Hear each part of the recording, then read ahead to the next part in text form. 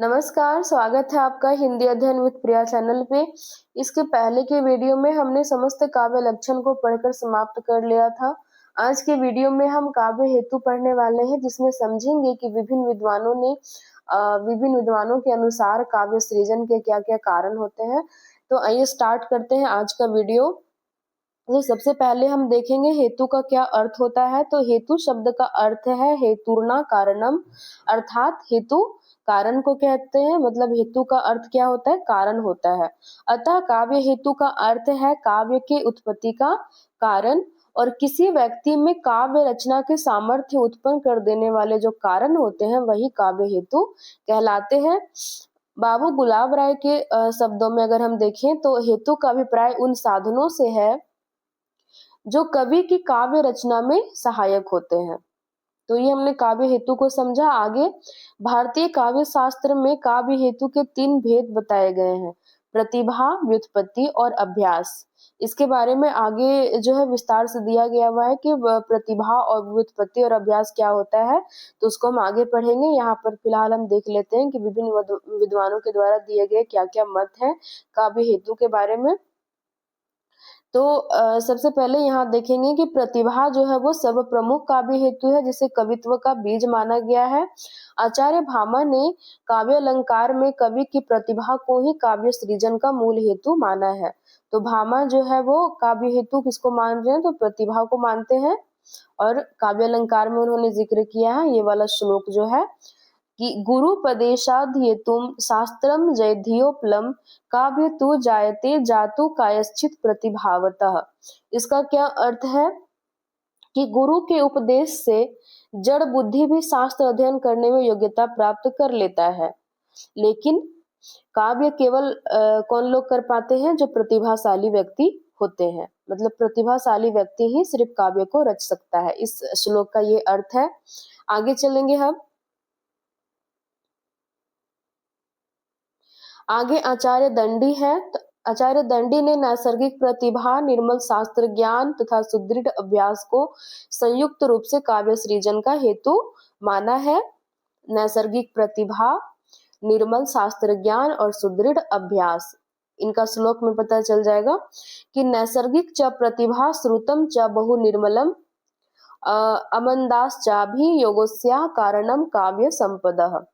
आगे देखेंगे आचार्य वामन। तो आचार्य वामन ने काव्य हेतु के स्थान पर काव्यांग शब्द का प्रयोग किया है। यानी कि काव्य हेतु हम काव्य के सृजन के कारण के रूप में इसको जानते हैं। तो काव्य हेतु के स्थान पर इन्होंने उसके लिए काव्यांग शब्द का प्रयोग किया, और काव्यांग के अंतर्गत उन्होंने जो माना है कि काव्य हेतु या काव्यांग जो भी बोल लीजिए, वो माना है लोक विद्या और प्रकीर्ण को। यहाँ पे श्लोक में देख सकते हैं कि लोको विद्या प्रकीर्णस्य काव्यांगानी। यहाँ आचार्य वामन का लोक से तात्पर्य है लोक व्यवहार, और विद्या के अंतर्गत उन्होंने शब्द शास्त्र, अभिधान, कोश, छंद शास्त्र, कला, काम शास्त्र तथा दंड नीति को लिया है। और विद्या से उनका अर्थ क्या है? स्पष्टता, तो व्युत्पत्ति है। और प्रकीर्ण के अंतर्गत उन्होंने लक्ष्यज्ञत्व, काव्य परिचय, अभियोग यानी काव्य रचना का उद्योग, वृद्ध सेवा, प्रतिभा और अवधान यानी चित्त की एकाग्रता को लिया है। वस्तुतः वामन प्रतिभा को ही काव्य सृजन का मूल हेतु मानते हैं। तो वामन भी प्रतिभा को ही काव्य सृजन का मूल हेतु स्वीकार करते हैं। आगे श्लोक दिया हुआ है कि कवित्व बीजम प्रतिभानम कवित्व बीजम। तो ये काव्य हेतु का जो मूल है, बीज, वो प्रतिभा को ही मानते हैं। ठीक है, ये श्लोक का यही अर्थ है। आगे आचार्य रुद्रट है। तो रुद्रट ने शक्ति, उत्पत्ति और अभ्यास को काव्य हेतु माना है। तो इन्होंने प्रतिभा के स्थान पे शक्ति शब्द का यूज किया। ठीक है, तो रुद्रट है वो शक्ति, व्युत्पत्ति और अभ्यास को काव्य हेतु मानते हैं। और काव्य में असार वस्तु को दूर करने, सार ग्रहण करने तथा चारुता लाने के कारण शक्ति, व्युत्पत्ति और अभ्यास ये तीनों स्थान पाते हैं। और प्रतिभा को इन्होंने शक्ति कहा। इसके 2 भेद भी किए। कौन कौन से? सहजा और उत्पाद्य। सहजा और उत्पाद्य। तो सहजा क्या होता है? नैसर्गिक होता है, नैसर्गिक शक्ति है। और उत्पाद्य क्या है? तो व्युत्पत्ति शक्ति, इसको उत्पन्न किया जा सकता है।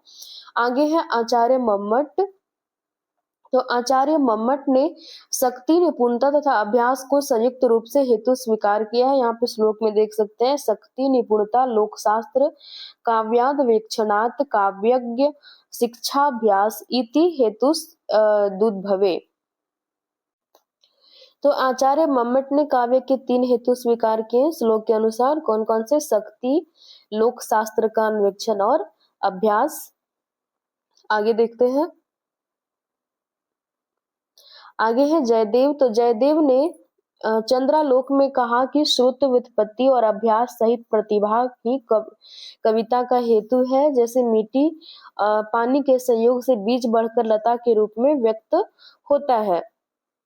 तो यहाँ पे इन्होंने व्युत्पत्ति के लिए श्रुत शब्द का प्रयोग किया और कहा कि जो व्युत्पत्ति और अभ्यास सहित जो प्रतिभा, व्युत्पत्ति और अभ्यास के साथ जो प्रतिभा है वही कविता का हेतु है।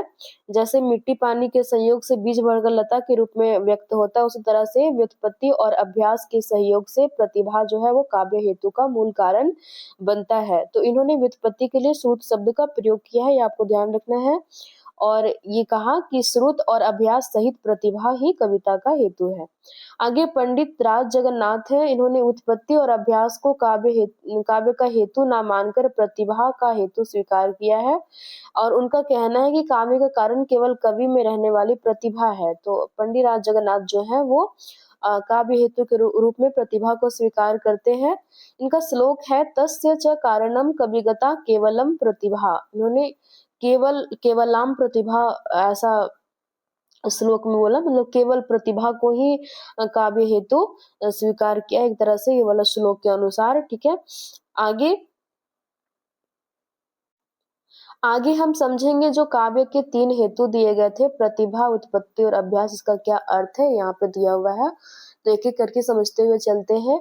काव्य हेतुओं में प्रतिभा का स्थान जो है वो सर्वोपरि है और प्रतिभा नित्य नवीन उद्भावना करने वाली मानसिक शक्ति होती है। भट्टतौत ने नए नए भावों के उन्मेष से युक्त प्रज्ञा को प्रतिभा कहा है। यहाँ पे जो ये श्लोक दिया हुआ है ये भट्टतौत के द्वारा दिया गया हुआ है। तो इसका ये प्रज्ञा नवोन्मेषशालिनी प्रतिभा विदुः, ये इसका अर्थ यहाँ पे दिया हुआ है कि नए नए भावों के उन्मेष से युक्त प्रज्ञा को प्रतिभा कहा है। किन्होंने? भट्टतौत ने। आचार्य अभिनव गुप्त ने प्रतिभा को अपूर्व वस्तुओं के निर्माण में सक्षम कहा है। श्लोक है यहाँ पे, प्रतिभा अपूर्व वस्तु निर्माण क्षमा प्रज्ञा। आगे आचार्य राजशेखर है। तो आचार्य राजशेखर ने प्रतिभा के 2 भेद किए, कार्य प्रतिभा और भाव प्रतिभा। कवि का जो उपकार करने वाली प्रतिभा होती है उसको कार्यत्री प्रतिभा कहते हैं और सहृदय यानी कि जो दर्शक लोग होते हैं, पाठक लोग होते हैं, तो सहृदय का उपकार करने वाली प्रतिभा को भावेत्री प्रतिभा कहते हैं।